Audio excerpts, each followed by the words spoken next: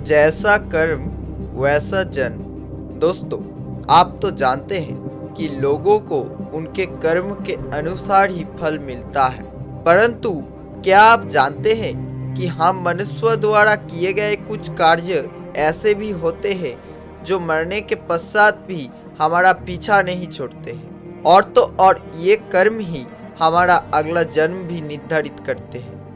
कौन सी क्रिया के परिणाम स्वरूप किस प्रकार की योनियां प्राप्त होगी, इसके बारे में गरुड़ पुराण में विस्तार से चर्चा की गई है।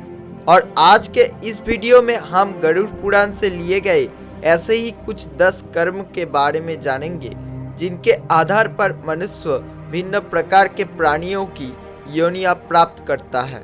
तो आइए मनुष्य के इन 10 कार्यों के बारे में विस्तार से जानते हैं। नमस्कार दोस्तों, आप देख रहे हैं चैनल आंसुनी इंडिया। अगर आपको वीडियो पसंद आ जाता है तो इस चैनल को अवश्य सब्सक्राइब कर लीजिएगा। नंबर 1, धर्म का अपमान करना।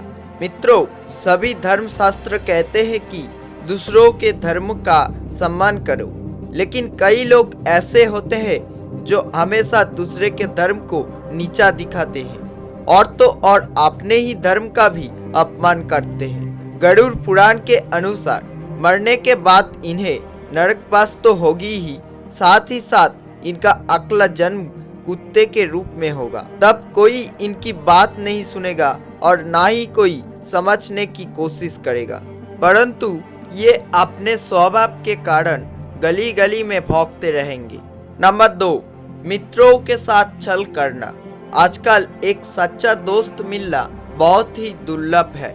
एक ऐसा दोस्त जो आपके जोखिम पर अपनी जान भी दे सकता है। ऐसे मित्रों मिलना तो दूर की बात है, परंतु हमें बहुत सी धोखेबाज मित्र मिलते हैं जो हमारे सामने तो मीठी मीठी बातें करते हैं, लेकिन मन से वो हमेशा हमारा नुकसान करना चाहते हैं। मित्रों के साथ छल करने वाले लोगों को मरने के बाद गिद्ध के रूप में अगला जन्म होते हैं। फिर उसे जैसे तैसे जानवरों का सड़ा हुआ मांस और हड्डियां खाकर गुजारा करना होगा। नंबर 3, हर काम में चालाकी करना। दोस्तों, इस दुनिया में बहुत कम लोग ऐसे होते हैं जो मेहनत से खुद का काम संपन्न करते हैं, परंतु ज्यादातर लोग चालाकी करके सब कुछ आसानी से हासिल करना चाहते हैं। हर काम में चालाकी करने वाले ऐसे लोग अगले जन्म में उल्लू बनकर जन्म लेते हैं। नंबर 4, प्रियजनों का अनादर करना। जो लोग हमेशा अपने प्रियजनों का अनादर करते हैं, विशेषकर जो माता पिता और अपने गुरु का अनादर करते हैं, उनका मजाक उड़ाते हैं, वो व्यक्ति मृत्यु के पश्चात पुनर्जन्म तो लेते हैं, परंतु लाखों प्रयास के बाद भी वो मातृ गर्भ में से बाहर नहीं आते हैं। गर्भ के अंदर में ही वो मर जाती है। नंबर 5, घोटाला करना या खाने का सामान चोरी करना। मित्रों, इस धरती पर बहुत से लोग ऐसे हैं जो अन्नदान करते हैं और कभी कभी वो प्रीति भोज का भी आयोजन करते हैं। ऐसे लोग इस जन्म में तो सुखपूर्वक ही रहते हैं, यहाँ तक कि मृत्यु के पश्चात इन लोगों ने स्वर्ग को भी प्राप्त करते हैं। लेकिन कई लोग ऐसे भी होते हैं जो खाना चुराते हैं, घोटालाबाजी करते हैं। ऐसे लोग मरने के बाद चूहों के रूप में पैदा होते हैं। नंबर 6, ज्ञान को ना बांटना। मित्रों, इस दुनिया में ब्राह्मण पंडितों की कितनी महत्वपूर्ण भूमिका है वो तो आप जानते ही हैं, और हम ज्ञान प्राप्त करने के लिए उनका सम्मान भी करते हैं।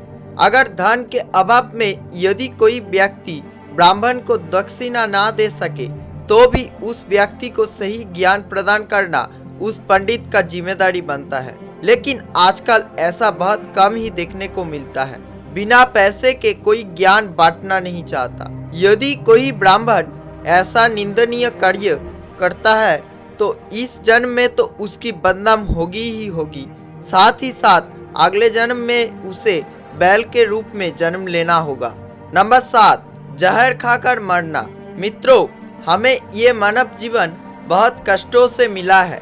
ये बात जानते हुए भी कई अज्ञानी मूर्ख लोग सांसारिक पीड़ा से मुक्त होने के लिए जहर खाकर इस अमूल्य जीवन को व्यर्थ ही खो देते हैं। ऐसे लोगों के बारे में गरुड़ पुराण कहते हैं कि इन्हें इस दुनिया में दोबारा सर्प के रूप में जन्म लेना होगा, तब कहीं जाकर ये ईश्वर द्वारा दिए गए इस जीवन की कीमत को समझ पाएंगे। नंबर 8, हमेशा वासना पूर्ण होना।